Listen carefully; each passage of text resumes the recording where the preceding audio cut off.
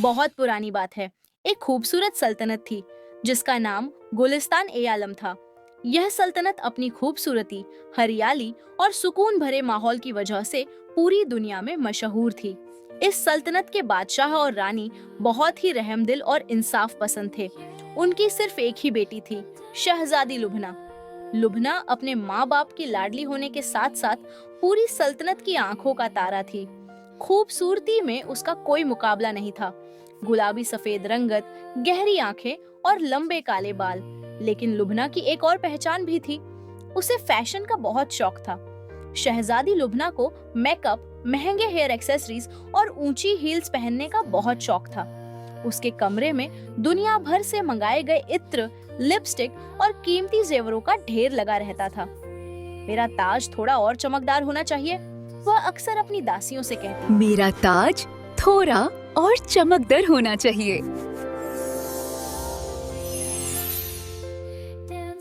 और मेरी हील्स इतनी ऊंची हो कि जब मैं चलूं तो पूरा महल मेरी आहट सुने। लेकिन इस सारे फैशन के बावजूद लुबना का दिल सोने जैसा था। जब भी वह महल से बाहर निकलती, वह हमेशा नकाब पहनकर निकलती थी।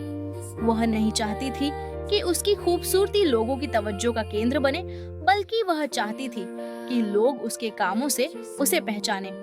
वह अपनी शाही सवारी पर बैठती और गांव का चक्कर लगाती, गरीबों को खाना बांटती और जरूरतमंदों को नए कपड़े देती। पूरी सल्तनत के लड़के उसकी एक झलक देखने के लिए तरसते थे। हर किसी का ख्वाब था कि वह शहजादी का चेहरा देख सके और उससे शादी कर सके। इसी गांव में एक लड़का रहता था, शोएब। शोएब गरीब जरूर था, लेकिन वह बहुत ही हैंडसम और समझदार था। वह एक छोटे से मगर बहुत साफ सुथरे और खूबसूरत घर में रहता था। शोएब का एक राज था। उसने अपने कमरे की दीवारों पर शहजादी लुबना की तस्वीरें बनाई हुई थी, जो उसने अपने ख्यालों से स्केच की थी। वह लुबना से बेपनाह मोहब्बत करता था। जब भी शहजादी की सवारी गांव में आती, शोएब खास तौर पर गरीबों की कतार में खड़ा हो जाता, ताकि वह उसे करीब से देख सके, भले ही वह नकाब में ही क्यों न होती। एक दिन किस्मत ने करवट ली। शाही महल में बॉडीगार्ड की जरूरत थी। शोएब ने अपनी तलवारबाजी और बहादुरी का प्रदर्शन किया और उसे शहजादी लुबना का निजी बॉडीगार्ड बना दिया गया। शोएब की ड्यूटी शहजादी के कमरे के बाहर और उसके साथ सफर के दौरान होती थी। एक दोपहर जब लुबना अपने बाग में बैठी अपना मेकअप ठीक कर रही थी, उसने नकाब उतारा हुआ था। शोएब पानी देने के बहाने वहां पहुंच गया। जैसे ही शोएब ने लुबना को बिना नकाब के देखा, उसके हाथ से पानी का प्याला गिरते गिरते बचा। सुभान अल्लाह, उसके मुंह से धीरे से निकला। लुबना ने मुड़कर देखा और मुस्कुराई। तुम नए बॉडीगार्ड हो? मेरा मेकअप कैसा लग रहा है? तुम नए बॉडीगार्ड हो? मेरा मेकअप कैसा लग रहा है? उसने शरारत से पूछा। शोएब ने संभलते हुए कहा, शहजादी, आपकी खूबसूरती के सामने यह मेकअप तो सिर्फ धूल है। आप बिना मेकअप के भी किसी हूर से शहजादी, आपकी खूबसूरती के सामने ये मेकअप तो कुछ भी नहीं। लुबना को उसकी सादगी और सच्चाई पसंद आई। धीरे धीरे उन दोनों में बातें होने लगी। शोएब शहजादी का बहुत ख्याल रखता। जब वह चलती, वह रास्ता साफ करता। जब धूप होती, वह साया बनता।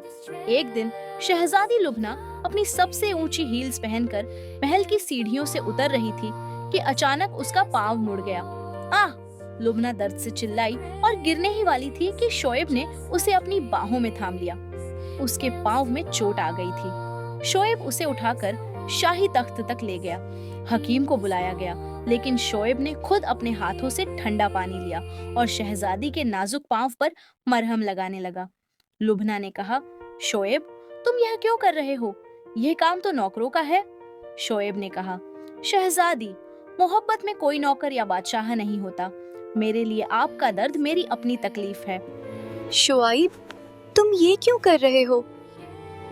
ये काम तो नौकरों का है। शहजादी, मोहब्बत में कोई नौकर या बादशाह नहीं होता।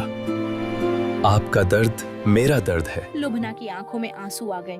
शोएब ने बड़े प्यार से उसकी हील्स उतारी और मरहम लगाने के बाद नए नरम जूते पहना दिए। उस पल लुबना को एहसास हुआ कि शोएब सिर्फ उसका बॉडीगार्ड नहीं बल्कि उसकी रूह का साथी है। वक्त गुजरता गया। बादशाह ने ऐलान किया कि अब शहजादी की शादी का वक्त आ गया है। शोएब ने हिम्मत की और बादशाह के सामने अपना हाथ आगे बढ़ाया।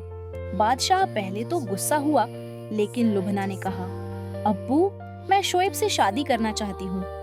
लुबना थोड़ी शरारती भी थी। उसने शोएब की परीक्षा लेने का सोचा। उसने सबके सामने कहा, शोएब, तुमने मेरे लिए बहुत कुछ किया है, लेकिन मेरी एक ख्वाहिश है। मुझे शोएब, मेरी एक शर्त है। मुझे बचपन से पर्पल हॉर्स चाहिए। हाँ। अगर तुम पर्पल हॉर्स लाओगे तभी शादी होगी। दरबार में खामोशी छा गई। सब जानते थे कि बैंगनी घोड़ा तो दुनिया में होता ही नहीं। शोएब ने मजाक में कहा, शहजादी, क्या बैंगनी घोड़े के साथ मैचिंग बैंगनी लिपस्टिक भी चाहिए? लुबना हंसते हुए बोली, हाँ, अगर मिल जाए तो बुरा नहीं है। शोएब हाँ, अगर मिल जाए तो बुरा नहीं है। मायूस नहीं हुआ। वह महीनों तक जंगल जंगल भटकता रहा। उसने हर जगह ढूंढा, मगर बैंगनी घोड़ा कहीं नहीं मिला। लोग उस पर हंसते थे। आखिरकार शोएब ने अपनी अक्ल का इस्तेमाल किया।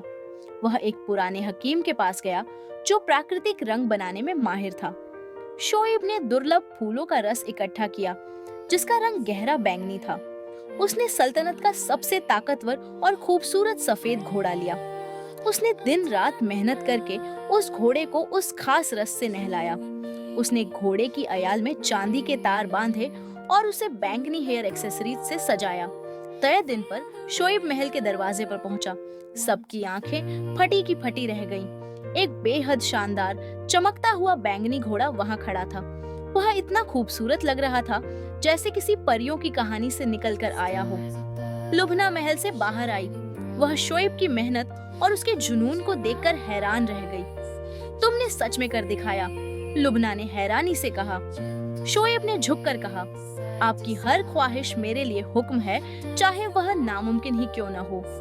बादशाह ने शोएब की अक्ल और मोहब्बत को देखकर दोनों की शादी की इजाजत दे दी। एक बड़े जश्न का इंतजाम किया गया। लुबना ने अपनी पसंद की बैंगनी ड्रेस पहनी, अपनी सबसे ऊंची हील्स लगाई और शोएब के साथ उस बैंगनी घोड़े पर बैठकर अपनी सल्तनत का चक्कर लगाया। उस दिन के बाद शोएब और लुबना ने मिलकर गुलिस्तान ए आलम पर हुकूमत की। शोएब ने हमेशा लुबना के नखरे उठाए और लुबना ने हमेशा शोएब का साथ दिया। दोनों ने मिलकर गरीबों की मदद जारी रखी और उनकी कहानी सदियों तक याद रखी गई। अगर आप चाहते हैं कि अगली कहानी में आपका नाम शामिल हो, तो नीचे कमेंट करें। और ऐसी मजीद कहानियों के लिए चैनल को सब्सक्राइब करें। शुक्रिया। Subscribe to Story Fate.